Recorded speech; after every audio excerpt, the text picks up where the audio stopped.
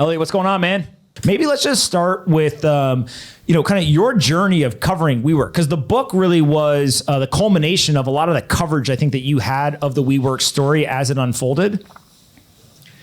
Yeah, totally. So I had been covering WeWork since 2013 is when I first met Adam, and I was a real estate reporter and I was like, what is this real estate company? And then quickly found out their valuation, which was at the time like $1.5 billion. And I was like, what type of sense does that make at all? It's a tiny real estate company and all they do is real estate, but they keep telling me they're not a real estate company and they're about community. And so things got just crazier from there. Like the valuation kept going up. We'd write stories about how it seemed like an overvalued real estate company, and then it would go up more. They'd do really crazy things. He'd take money out of the company. He'd buy a wave pool company. He started an elementary school, and then it got even bigger. And then everything imploded in like this totally crazy immolation in 2019 when, like $40 billion of value disappeared. So when you first come across WeWork and you're told it's a community company, it's all these things other than a real estate business, you're obviously talking to other people in the real estate business as your job as a real estate reporter.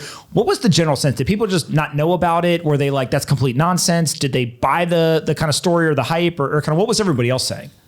So in real estate, it was interesting because, on the one hand, a lot of the landlords just didn't understand. They're like, yeah, it seems like a real estate company to me, but they weren't investing in it. All they wanted was rent, and WeWork was paying them rent. And so they were kind of, depending on the landlord, pretty happy to have someone to pay maybe even slightly higher than normal rent. And so then you'd have these conversations and people would be like, yeah, I kind of don't really understand how it's that different, but I don't know, maybe it works. But then the investors that invested with Adam were largely venture capital investors or tech investors. And he was just able to like get them to look at this thing, which was very clearly office space, and just tell them it's about the energy, it's about the community. And he'd say it in enough of a convincing way, often with like shots of tequila, that they, sort of went along with it and would just value this thing as really different. It's like 20 times the value of what a normal real estate company would be. Because, there's comparable companies you can look to and be like, what's it worth? So it was quite the difference. So when you think of the WeWork model, is it fair to categorize it as they would go into space that a landlord owned? They would say, hey, we will rent it from you for $1 a square foot, to use easy numbers.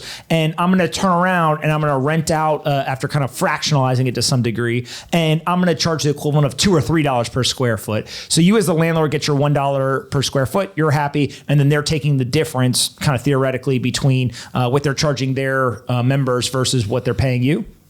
Yeah, that precisely. And they would the other sort of key thing to mention is WeWork would sign a 10-year lease, which is standard for these office buildings because the landlords didn't like doing monthly leases because they couldn't get a loan from a bank. So WeWork was essentially taking the risk and then saying to these graphic designers or tiny companies, you can leave anytime. You can just pay by the month. But to pay by the month, they would have to sort of pay up and pay WeWork that's like additional money. So in that sense, it's like a pretty good business that's real. People forget like there were some real things about WeWork, but that doesn't mean that you should be worth infinity or $47 billion. And so that's where things got crazy.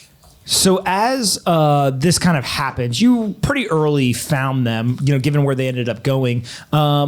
Is this something where the founders start out, they've got kind of an idea, they start to execute, and then they just buy their own hype over time and they kind of double and triple down and things get worse? Or very early on, were you like, something here is like off and I should pay more attention because this seems like, it's juicy, if you will?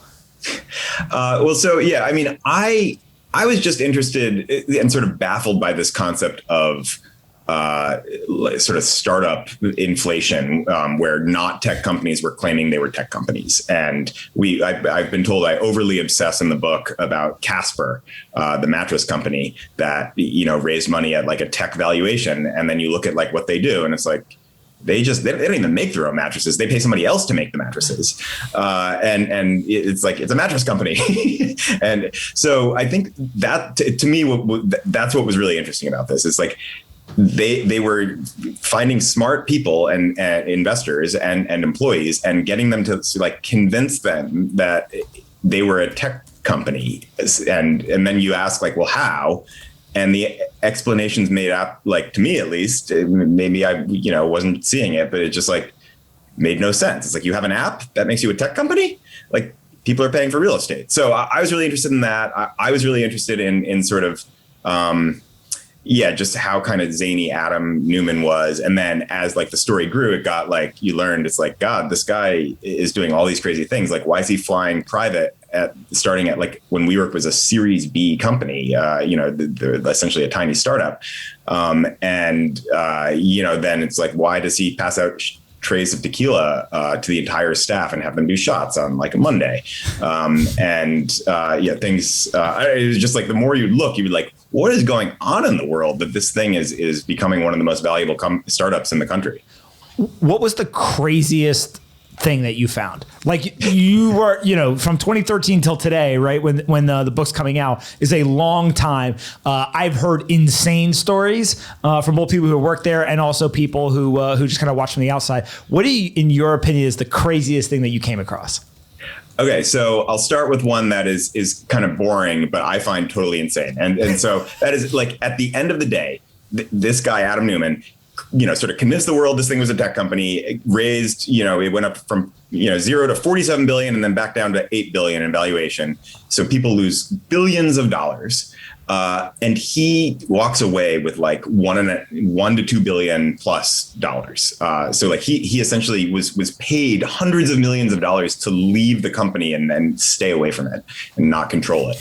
And it's like, that's the system? Like, you convince people to give you all this money and then to make it so you don't take the thing to zero, they pay you hundreds of millions of dollars more.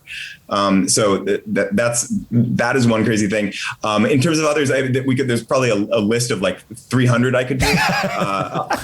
I in terms of like more related to tequila and pot. One of the best stories we have in the book that it's really tiny anecdote, but was just a fun one, was on one flight there was so much pot smoke that on his private jet that the crew had to put on oxygen masks. Wait, what? Is that confirmed? He just likes smoking on his plane. Yeah, is that confirmed? I mean, to put it in the book, yeah. So they smoked so much weed on the plane that the crew had to wear oxygen masks?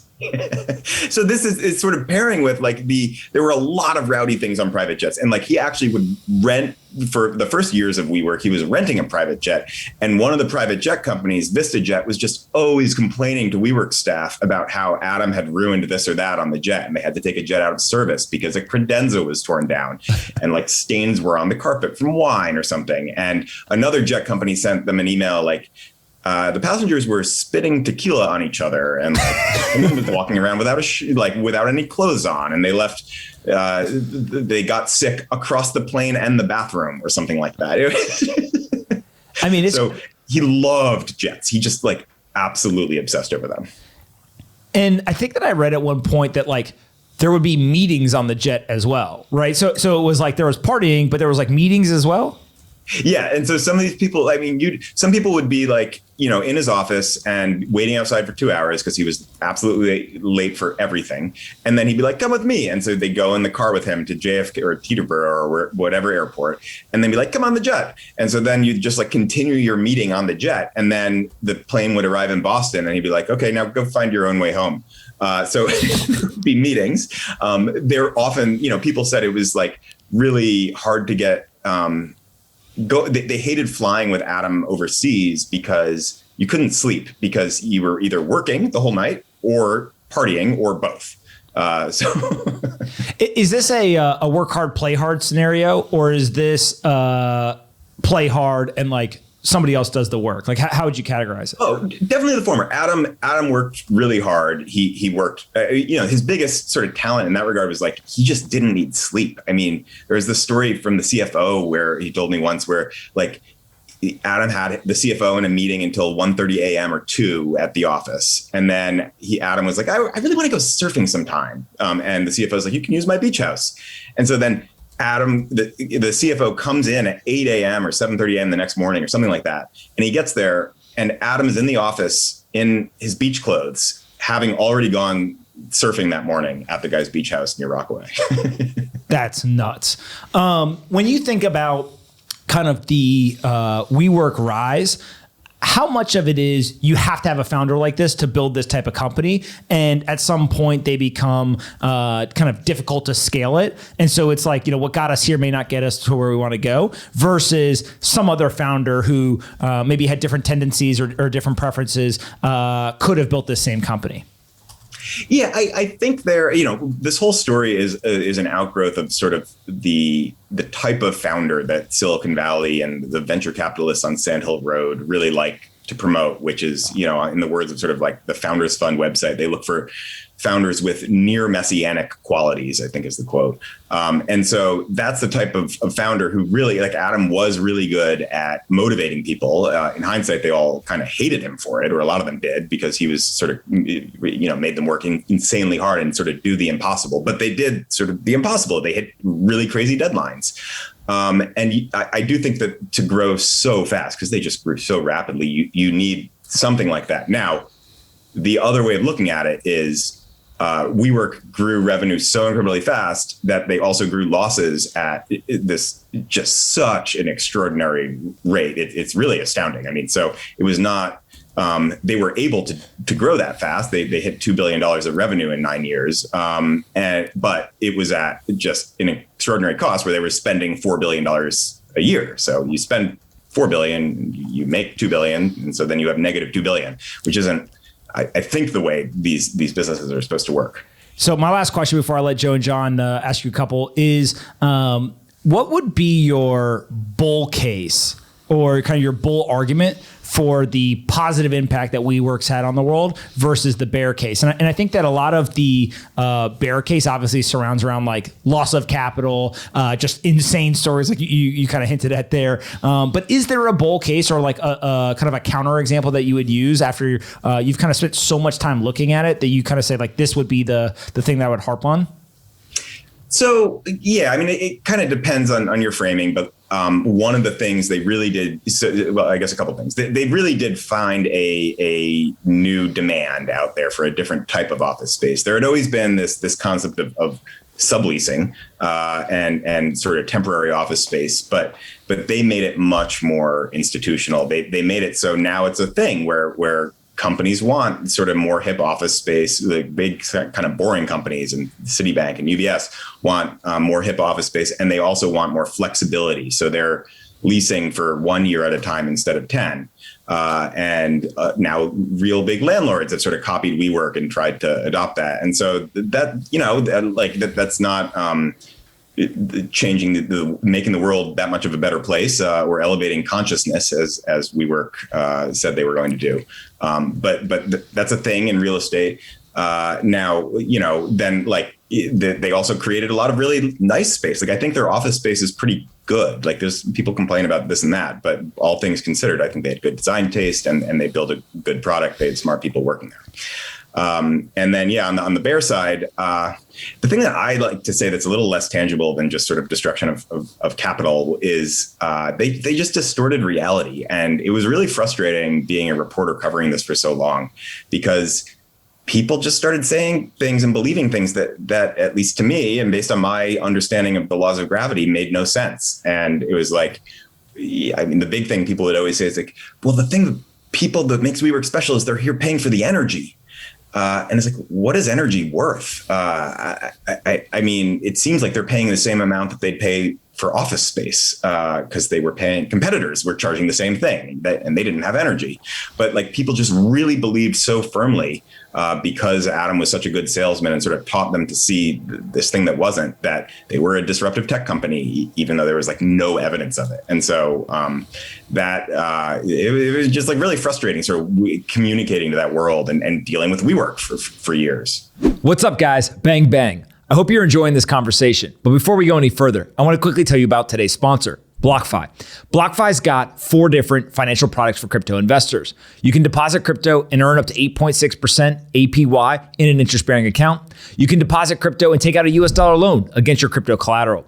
You can use their cryptocurrency exchange and have no trading fees, or you can get a new Bitcoin rewards credit card. It's a normal credit card that when you swipe, you get Bitcoin back rather than cash back or airline miles. I'm an investor in the business and a very happy user. I think you will be too when you go to blockfi.com/pomp. Again, blockfi.com/pomp. Go check it out and let me know what you think. All right, let's get back into this conversation. I hope you enjoy it.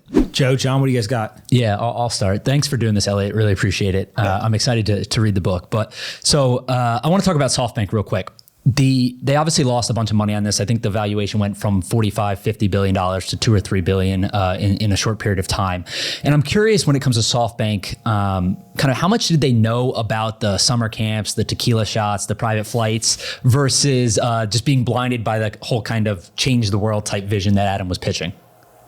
So, yeah, I think they and the other investors, it would have been so impossible to avoid knowing about Adam's antics and him being sort of totally crazy. And it's like, what, this guy, drinks a lot?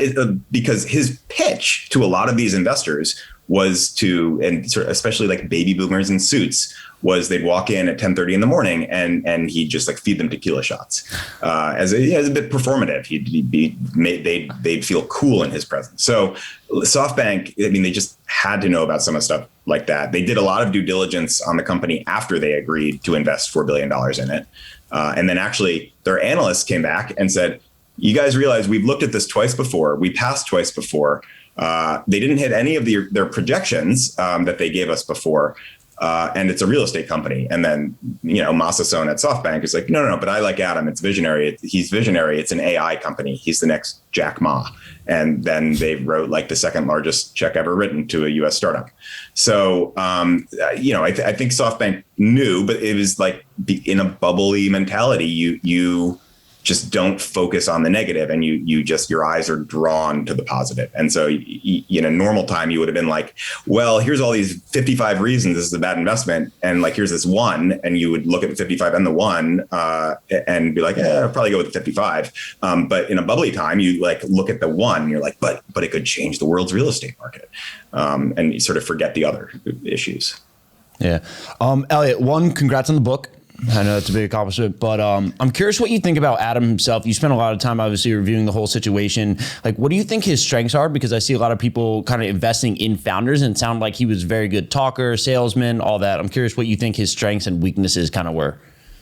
Yeah, and he did have strengths. Like, I mean, his ability to really early on, what he'd do is he'd sign a lease at a new building. He's sort of an enormous risk taker. So that's one. So he'd have the sort of willingness and vision to sign a lease before they were finished with their first building. And then he'd tell his team, okay, well, we're opening on this date. And they'd be like, oh, no, there's no way we can do that. And he's like, well, I already signed some new customers to come there. So you guys got to. And then they would like do it. They would he would will the impossible into existence. And so I don't know that that's a sort of long-term strategy with the same workers because they get very tired and eventually get married and have kids and can't do it anymore. But because they work really hard. But that's like totally an important skill. And WeWork actually did for the 1 year in its history turn a profit around then in 2012. And so he was also like really talented at communicating a vision. Obviously, in the end, it was a mirage and a hollow vision. But if he had a little bit, maybe a little less ambition, or had more of a real like tech company that he was building instead of a real estate company, that's also a great skill. Like the reason he could raise so much money is beyond sort of making these people feel fun and giving them tequila was because he was able, when you get in a room with him, he would talk about the future in a way where it just felt so real. Like I met him in 2013 and, he's like 40 minutes late and I was like, where is this guy? And he brings me in and he like shows me his laptop with a video of their summer camp and him like riding around on a boat.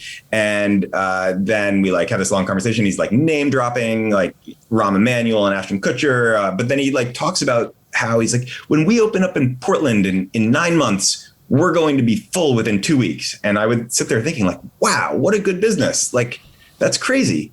And then I left and I was like, how would he know that? Like, he can't know they're going to be open. Like, it's like literally impossible for him to know that it's in the future.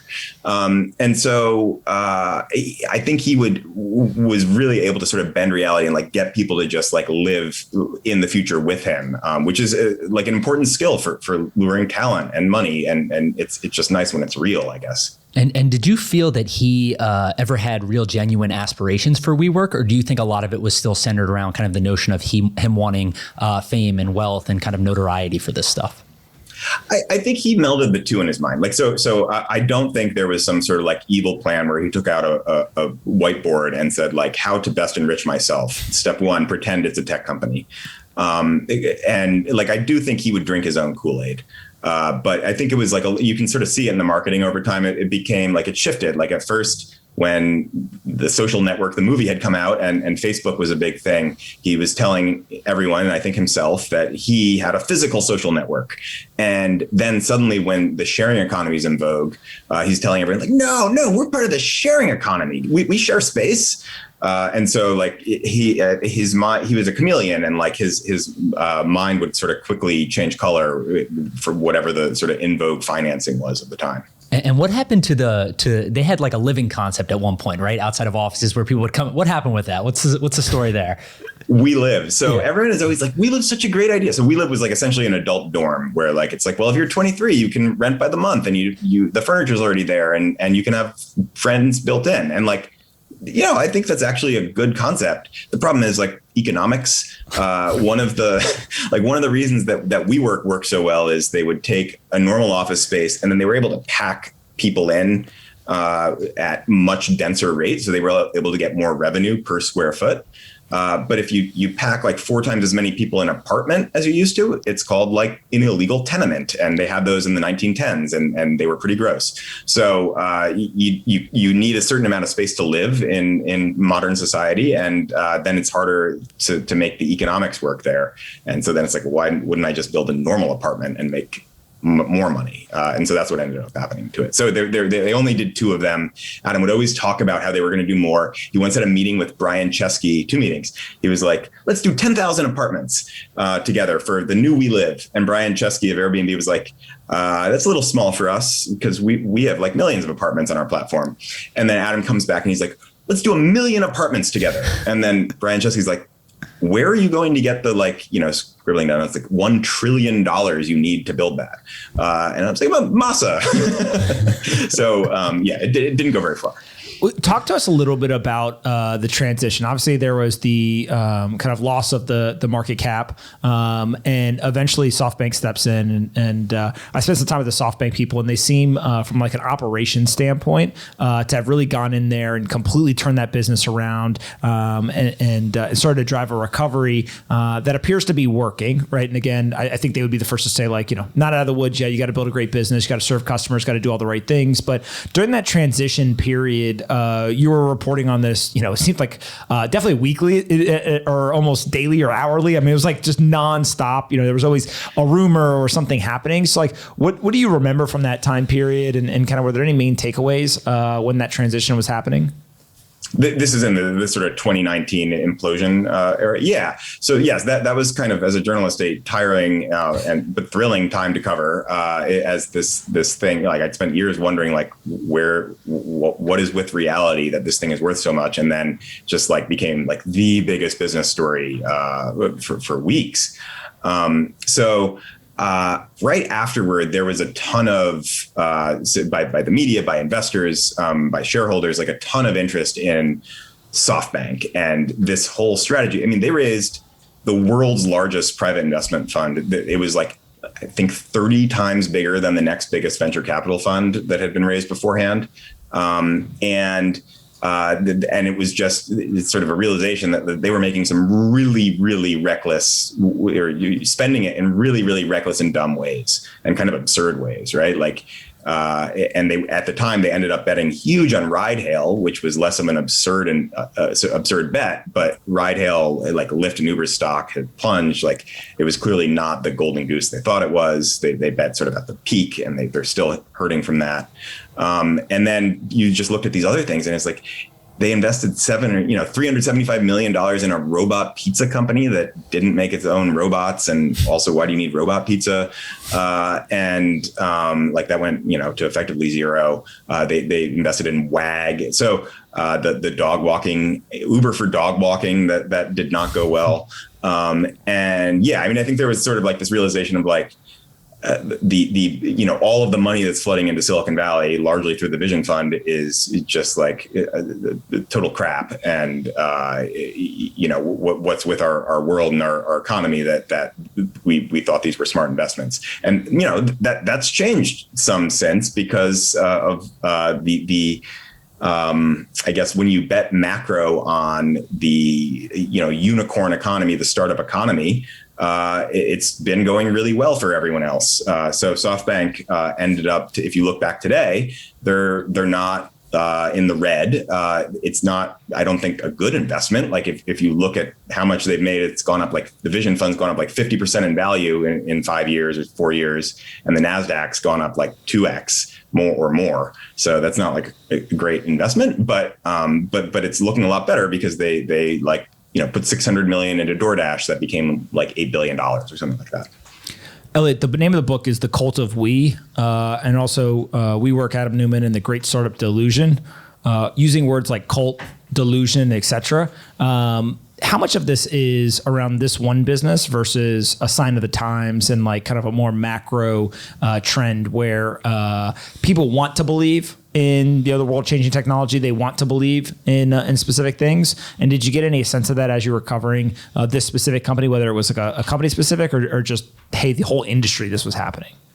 Totally. So we think that, the main theme of the book is that WeWork was just the most extreme of a trend. So it was not this like total insane. It wasn't a completely aberrant business. It was actually just representative of stuff that was going on throughout it. So, I mean, if you rewind to when this was really kind of, the rocket ship was taking off in 2015, like there was just this whole obsession with like the Uber for X. And so, there were like 3 Uber for valet parking companies that were essentially just giving you subsidized valet parking that lost gobs of money every time you parked your car. I mentioned things like Casper. It's like, you have the same thing with scooters, where suddenly everyone is obsessing over how scooters are going to disrupt walking.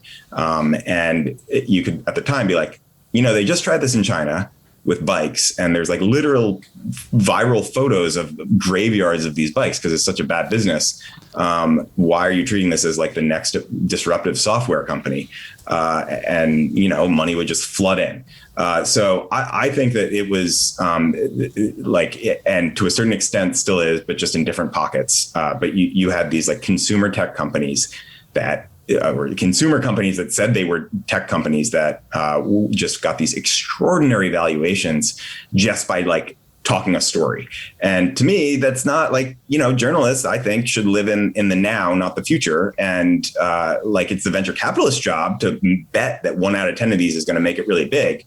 But the population at large, the media, should portray things more in the now. And it's like, you have a cool app that connects people to drivers and loses like a couple bucks every time somebody takes a ride. It could work out, but that's not like completely disrupting the whole economy to the point where you need like 50 of these Uber for cookies and Uber for ice cream or whatever. Let's figure out if Uber works first. So I think that was going on. And now I think it's kind of shifted into different areas. Like, it's pulled back in the consumer area, and there's just a lot of money in like software, which is probably healthier. What moving forward are you looking for from the business? Obviously, you've got the book now. Are there specific things that you're like, hey, if they can do A, B, and C, then they'll be successful? Or are you looking for specific red flags or lack of milestones? And you're like, okay, these are going to be the warning signs. Like, how do you kind of just look at it on a forward-looking basis? Yeah, WeWork's changed a lot. I mean, it's like basically after it imploded in 2019 and Adam, the CEO, was ousted, SoftBank put in a experienced real estate operator and former CEO of a mall company to run it. And so what's happened is it went from being a company that had a mission to elevate the world's consciousness to now a company like very much focused on real estate and flexible office space. So I think it's kind of an interesting time. They managed to survive COVID. They burned a lot more cash, and occupancy just, the people renting their desks just fled, right? Like occupancy fell really low. But now, it's sort of this weather vane for the post-COVID economy and what happens with the office. And there's like an interesting theory where a lot of companies just aren't going to know what to do with office. Like, who's going to be there, 3 days a week? Who's going to be there 5? Are we going to do all remote? Are we, going to have more regional offices? And from that perspective, WeWork, if that is the big path, like WeWork's probably a good business to be in right now, in that companies don't want to make 10-year leases if they don't know what the office is going to look like. So if that happens, then they're probably going to be well positioned. But I think the thing that is not going to happen, I would imagine, is that people, its valuation isn't going back to $47 billion anytime soon. I mean, it's office space, and there's only so much somebody's going to be willing to pay for office space. And every time you need a new desk, you have to pay to build the desk. So unlike software, where you can sort of charge, if there's unlimited demand, you can charge gobs of money and you don't have to spend any new money every time you ship somebody some code across the internet tubes or whatever. So I think there's a cap on valuation and I imagine it'll be treated like a real estate company because it's trying to go public again. But it's a real business, and it could be a good business, it could be a bad. We're just going to have to see how things work out. Last question for me, and then I don't know if you guys have any, is did you get shit for writing the book? People give you a hard time and any kind of backlash? So it's actually really fascinating. So it just for years of covering WeWork was just like persona non grata. I would have these calls with executives there where they'd just be sighing on the other end of the line, and they were sort of put on the phone to be defensive and sort of back my stories. And then after everything collapsed, it was sort of like, the Wicked Witch is dead, and everyone just started saying you were right. and somebody said there was a group chat. Yeah, 2 people told me this. There was a group chat of people who were there really old that had a hashtag or Slack or something where it said "Justice for Eliot." So people were, I'd say, a lot of people who had thought I was just a villain beforehand were like, oh, I guess you were sort of focused on the right thing. So that was good. I do not think Adam Neumann was in that camp. My sense was he was not terribly happy we're writing the book. He didn't cooperate, at least personally. We talked to his PR guy a little for the book, but I can't imagine that he's eager to have the book out there. Yeah, I have one more for you, Eliot. What's Adam up to now? So he's kind of, he's in the Hamptons in one of his formerly 8 homes, and now it's been winnowed down a little. I think he's sort of plotting his next act. He's not a guy who's just going to be content to sit on his $1 to $2 billion and just, enjoy, throwing money up in the air. He really wants to be a player and make a dent in the world, as far as we can tell. And so he's talked about want to do something on the future of living, but I'm about to do something big. But then, that was 8 months ago or so, and we haven't heard anything.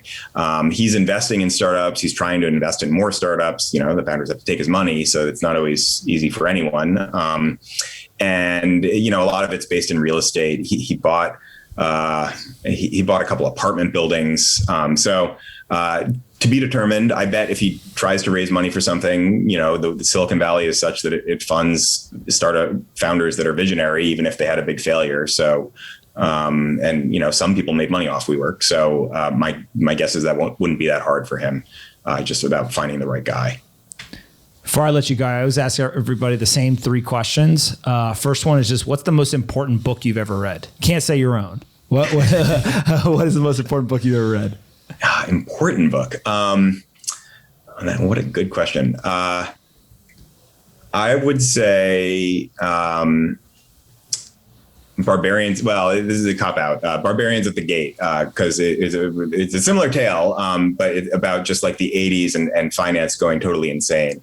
It's sort of a true story of just like people losing their minds at the time, and the capitalism being this weird thing that goes in herds. I probably have a better answer, but I think more about it. What is your sleep schedule? This comes from our friends over at 8 Sleep. I think every single one of us sleeps on an 8 Sleep mattress to make it super cold, and has completely changed my life in terms of sleeping way more. During 2019, maybe we can do like the chaos versus now. What's sleep schedule and how has it changed? Good thing I got that Casper dig in there. So I usually go to sleep at like 11:30 and wake up at like 7:30. But if my bosses, because I'm on the West Coast, if my bosses hear this, I wake up at 6 and check my email to make sure nothing has happened. That Eliot guy, man, he does not sleep. You ever heard of Adam Newman's sleep schedule? Eliot has the same exact one. I love it. Last question. Aliens, are you a believer or a non-believer? I mean, I don't know. Yeah, wow. What a good question. Sure. Like, those are pretty weird videos. Nobody has blamed the videos yet for their belief, but that might be a fair way to evaluate it. But brief, like, personal view there is like, I don't get, you watch all these sci-fi movies, and isn't the answer always that like, oh, it was actually just time travel? Like, how come that's not on the docket too? Why don't people talk about that? My personal belief is that there's probably intelligent life out there. It's just either one, too far, so we'll never come in contact during my or your lifetime, or two, if we had the technology, it's kind of like dinosaurs. We're like, oh, they were here, but like, we just missed each other on the time scale. So time travel kind of fits right in with that. Yeah, Rick and Morty makes it seem pretty realistic. So absolutely. All right. Well, listen, thank you so much for taking the time to come on. The Cult of WeWork, Adam Neumann, and the Great Startup Delusion. I told, I feel like Vanna White here, please go buy the book. I'm going to put the link right now into the YouTube comments. Eliot, where can we send people to follow you on the internet or find more of your work? I have a lot of wry, obnoxious cynicism on Twitter. Eliot WB, Eliot with 1 L, 1 T. These days, I'm just promoting books. And yeah, at the Journal, just search my name, Eliot Brown, WSJ, and you'll get stories about electric vehicle companies with no revenue and SPACs and other fun things. Hopefully not any more co-working stories anytime soon. I'm going to leave you with this because of what you just said. I was on CNBC one day, and it was one of these like hour-long segments, and usually they just bring me on, talk about Bitcoin, and like, see ya, thanks for saying whatever you say. But they wanted me to be on for a whole hour, and I was like, what else are you guys going to talk about, right? Like, I don't want to embarrass myself. And they're like, look, if we talk about stocks or whatever, we'll kind of like protect you. We won't really ask you about that. And of course, we get on, and they start talking about a stock that I've never heard of before. And then, luckily, while they were talking about it, I Googled it just to see what it was, and they're like, Pomp, you got any thoughts? And I was like, are we talking about a company right now that has no product, no revenue, and is valued at $15 billion because it just went through a SPAC? And they're like, yeah. And I was like, okay, that's what I think about it, right? It's like, that's about my analysis. It's just like, you guys say venture capital is crazy. Like, this sounds pretty nuts too. Yeah, no, that I mean, like some of these projections that you look at in these investor decks, like they look pretty similar to the WeWork projections, except that WeWork showed its investors, except at least WeWork had revenue.